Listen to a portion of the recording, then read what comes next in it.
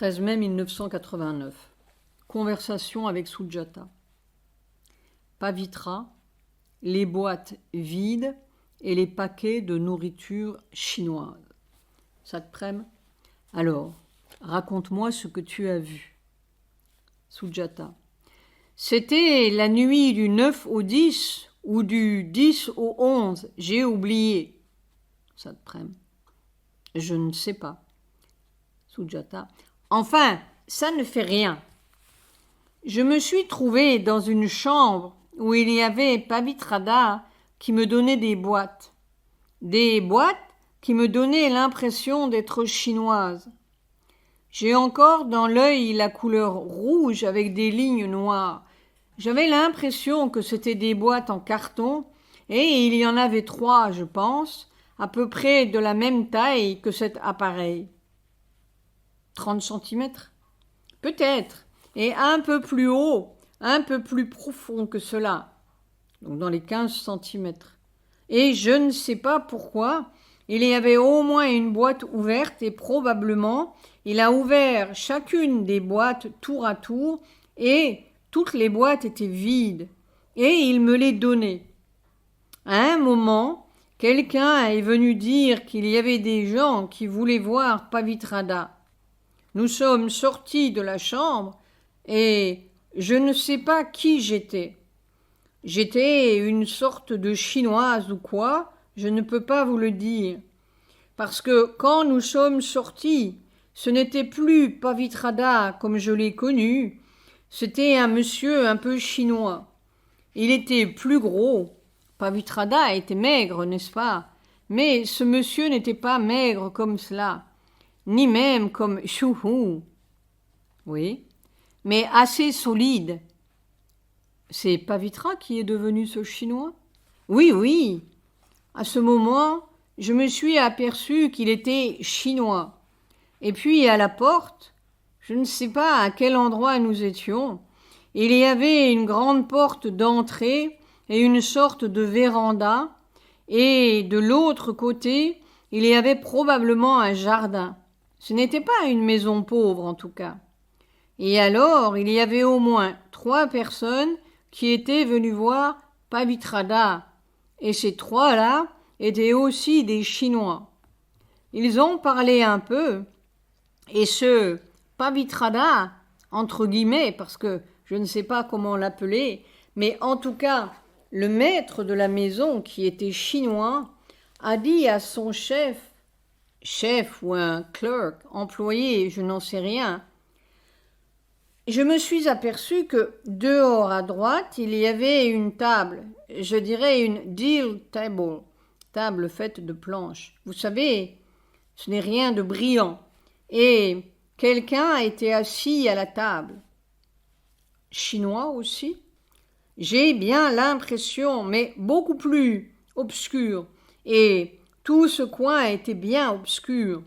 Ça n'avait rien à voir avec la chambre où nous étions au début. C'était une sorte de hallway. Hall. À droite donc, il y avait cet homme et le maître de la maison lui donnaient l'ordre de préparer de la nourriture pour ces gens qui venaient d'arriver. Et alors, ce qui m'a beaucoup étonné, c'est que j'ai vu sur la table des paquets en carton de toutes sortes de nourriture chinoise. On trouve des paquets de nourriture instantanée. Maintenant, tout est instant. Mais alors, il y avait des épices, des nourritures de toutes sortes. Et juste devant, à 2 pas de la table, il y avait une sorte d'étagère qui était pleine de paquets de toutes tailles. Des paquets en carton de toutes les tailles, comme les boîtes de café, grands comme ça, et de taille moyenne, comme ce chocolat que vous prenez Van Houten. Oui, cela avait entre 10 et 15 centimètres, quoi. Et il y avait des plus grands, plus petits, oui, toutes les tailles. Et puis tout petits aussi, et plein. Ce rack, cette étagère, avait je ne sais combien de rayons, mais tout était plein de nourriture. De nourriture. Et le maître de la maison voulait que l'on distribue ça. mais que l'on prépare de la nourriture pour ses hôtes. Et c'est tout. C'est ce que tu as vu. C'est ce que j'ai vu. Et ces grandes boîtes de carton vide, qu'est-ce qu'elles étaient devenues? Je ne peux pas vous le dire. Je ne sais même pas si on les a laissées dans la chambre. J'ai bien l'impression que ces boîtes vides, c'est toute l'expérience communiste chinoise.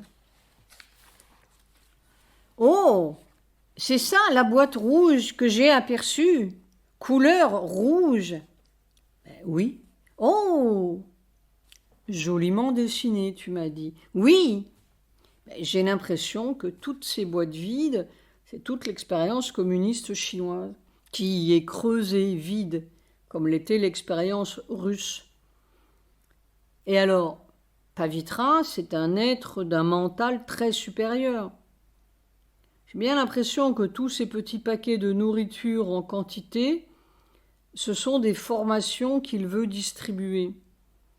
Des formations qu'il veut distribuer aux étudiants qui sont en train de faire une nouvelle révolution. Oh, oh, mais Pavitrada, vous voulez dire, ce n'est pas lui, enfin, c'est un être du mental supérieur qui veut faire ça. Oui, c'est un être du mental supérieur qui veut bouleverser la Chine. Oh, faire une nouvelle révolution là-bas, avec... il y a un plan là-dedans, P majuscule, tu comprends? Ce n'est peut-être pas simplement les étudiants qui s'agitent. Tu te souviens?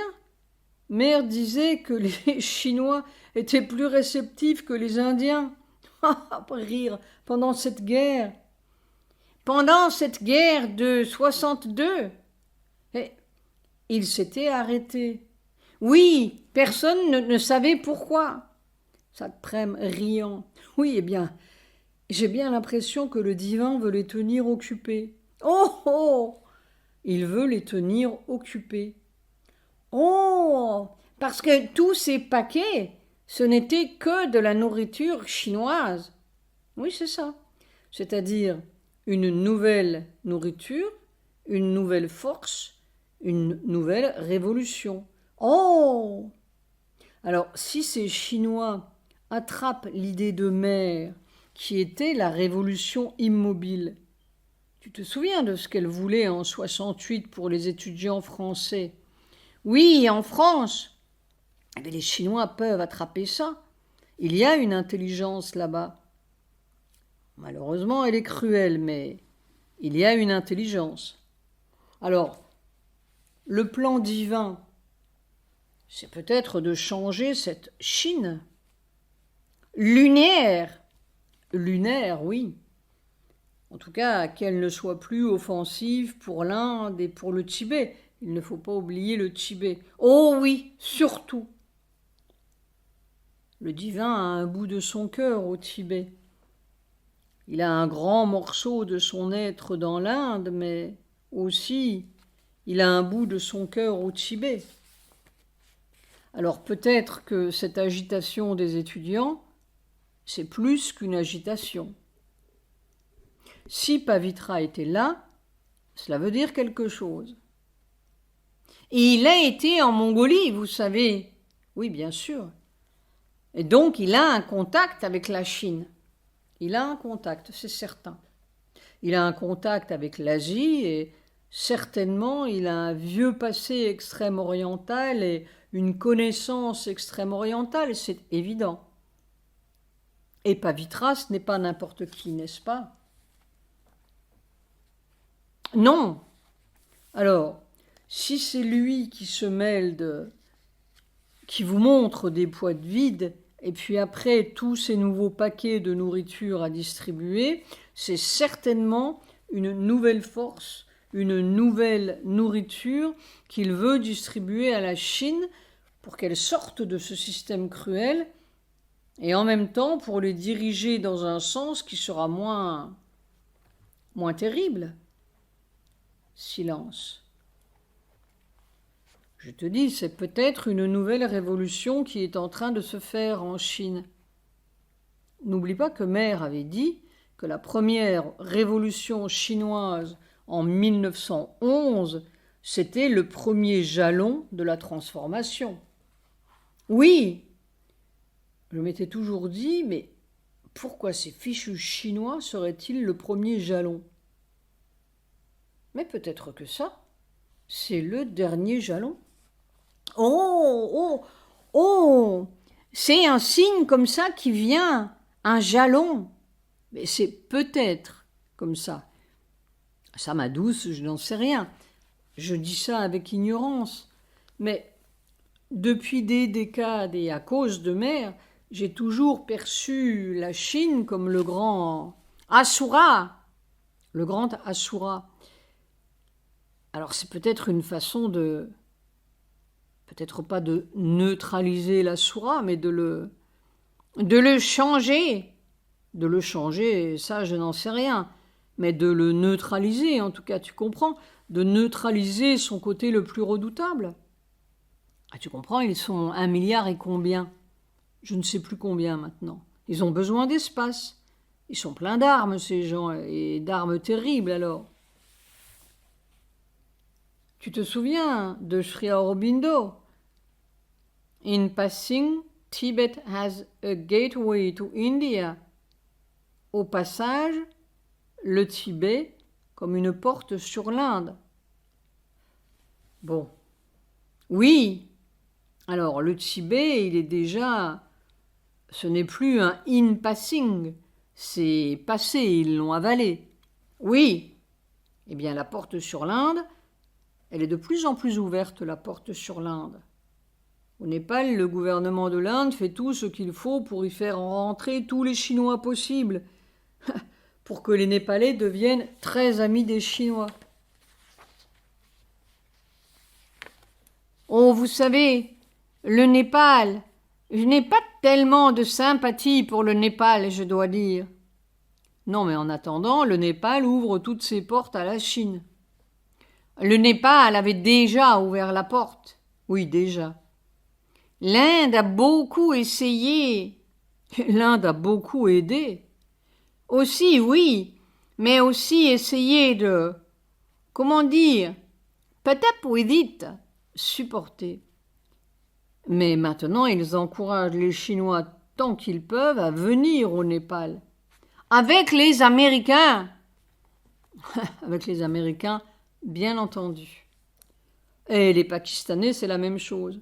Et le Bangladesh, c'est la même chose. Et partout, c'est la même chose. L'Inde est entourée de Chinois et d'amis des Chinois. Oui. Bon, alors c'est bien possible que le divin veuille protéger l'Inde malgré elle. Malgré elle, malgré ses dirigeants. Oui. Mais alors, pour revenir à la chose véridique centrale. Donc, en 1906, Satan avait dit à Mère, ce que Mère vous avait raconté, n'est-ce pas, qu'il allait en Chine pour la Révolution. Et ce sera le premier signe de la transformation, le premier jalon ou le premier signe. Oui, oui. Et plus tard, quand l'assassinat de Kennedy a eu lieu, Mère vous a répété alors que cette révolution chinoise était le premier jalon et que l'assassinat de Kennedy en était un autre. Oui, eh bien tu vois, les Américains font toute la politique de la Soura. Depuis Nixon, ils ont continué imperturbablement la politique du mensonge. Ils sont amis de tous les fabricants d'armes et de partout où l'on peut faire de la guerre. C'est l'amitié. Ils sont amis avec tout ce qui peut faire la guerre, ces Américains. Oui, c'est du bon business, hein. Oui, ils ont besoin d'une sacrée leçon, ceux-là, avec leur Bible. Au moins les autres n'ont pas de Bible. Ils n'ont pas de prétention. Sujata riant. Vous savez, je ne dirais pas ça de l'Inde. J'adore l'Inde, la vraie Inde, mais ce qu'elle est devenue extérieurement, ah oui, mais ça n'a rien à voir avec les Américains ni les Chinois, n'est-ce pas? C'est autre chose. C'est la crasse qui est dans l'Inde. Ouf! Quelle crasse! La boue et la crasse. Mais les autres sont agressifs. Agressifs, oui. Ils ont des armes terribles, et puis le business, c'est le business. Et puis les autres, ils sont tellement des millions de milliards qu'ils voudraient bien un peu se répandre et donner à manger à leurs milliards. Oui. Bon, eh bien, c'est peut-être ça que le divin est en train de neutraliser. Neutraliser, je ne sais pas, je dis ça avec espoir, riant. Pour l'instant, c'est seulement une agitation d'étudiants, mais si Pavitra s'en est mêlé, cela veut dire quelque chose. Et si tu l'as vu? Moi, je n'avais rien compris de tout ce que vous me dites maintenant, votre explication. Simplement, je vous ai raconté ce que j'avais vu. Je n'attachais même pas d'importance à mon rêve.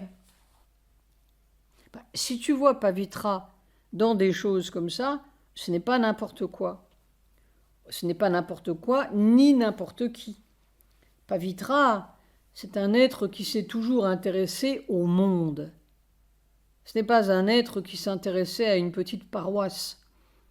Pour lui, et c'était peut-être le seul dans tous ses 1000 ou 2000 disciples, pour lui, Sri Aurobindo avait un sens réellement mondial. Il comprenait ce que cela voulait dire, la grande révolution évolutive de Sri Aurobindo. Il comprenait.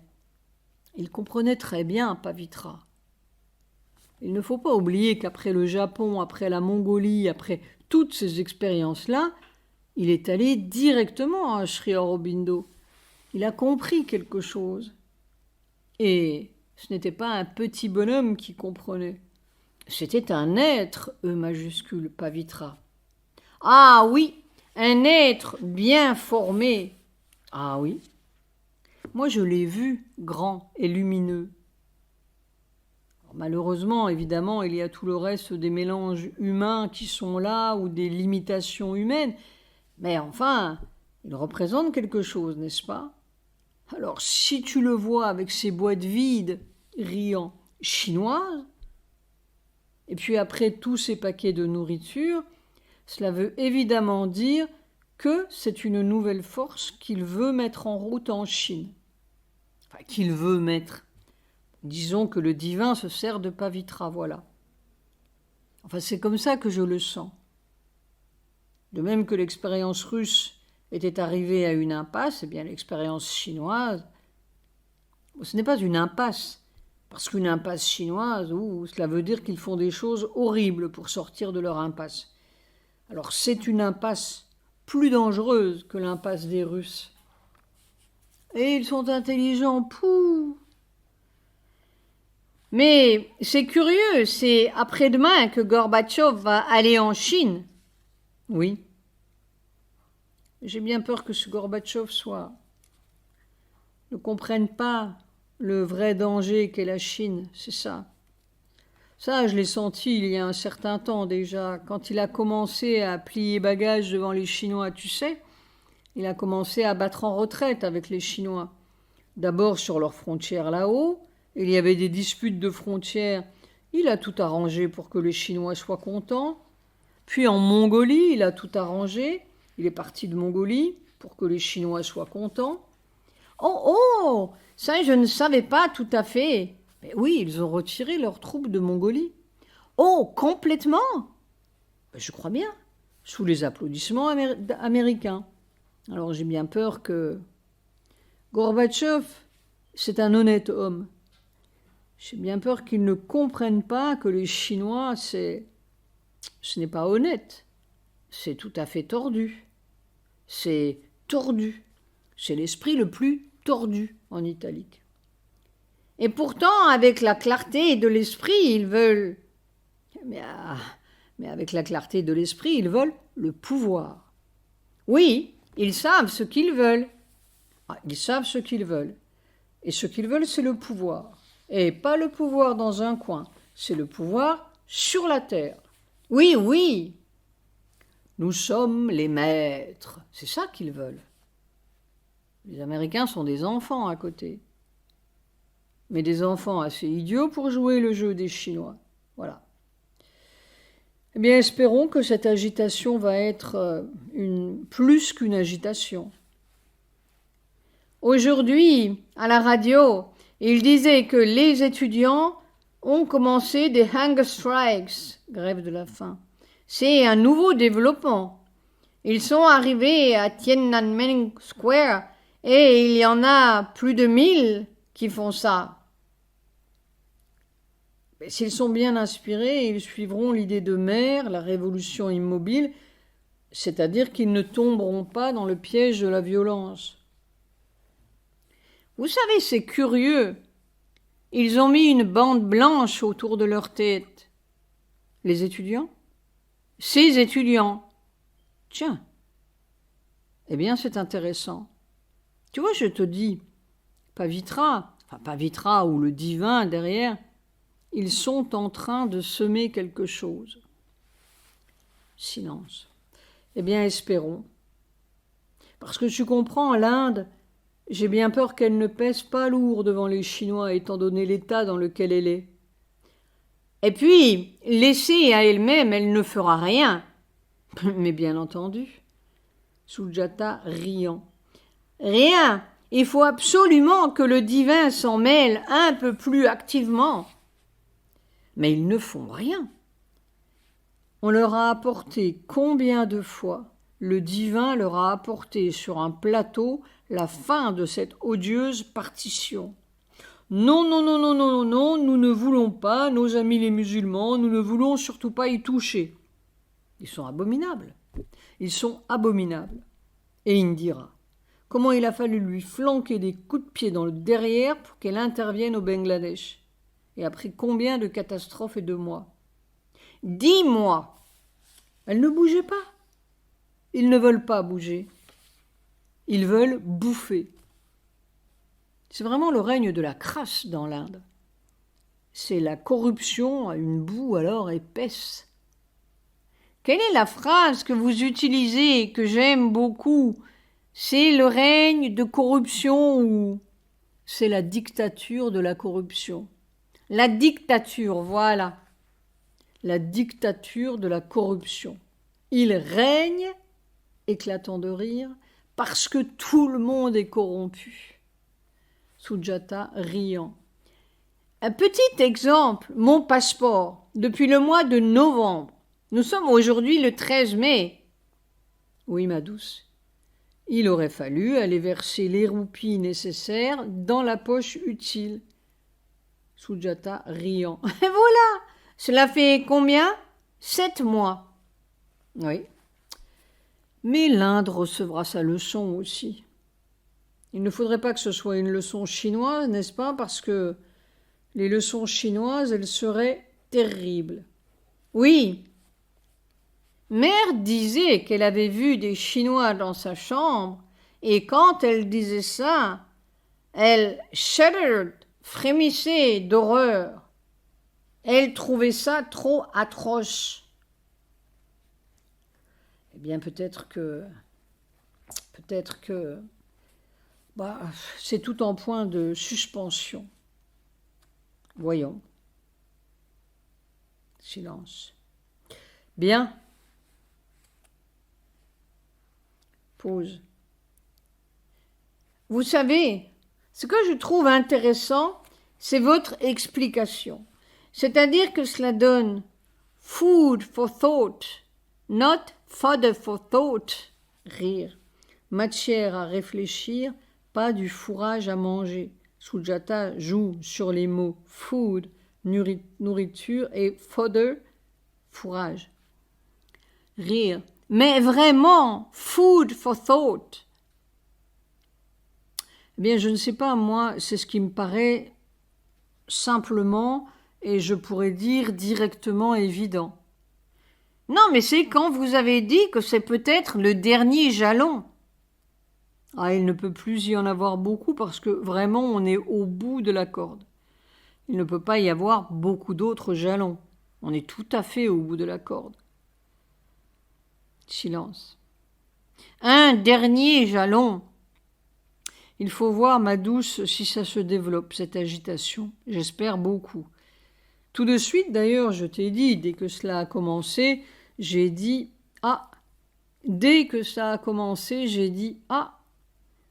Et ma première pensée, dès que cela a commencé, « Tiens, ah !» Peut-être que ça va les tenir occupés. Mais comme je viens de te le dire maintenant, le plan divin est peut-être beaucoup plus vaste que ça. Oui. Suite de la conversation au prochain enregistrement.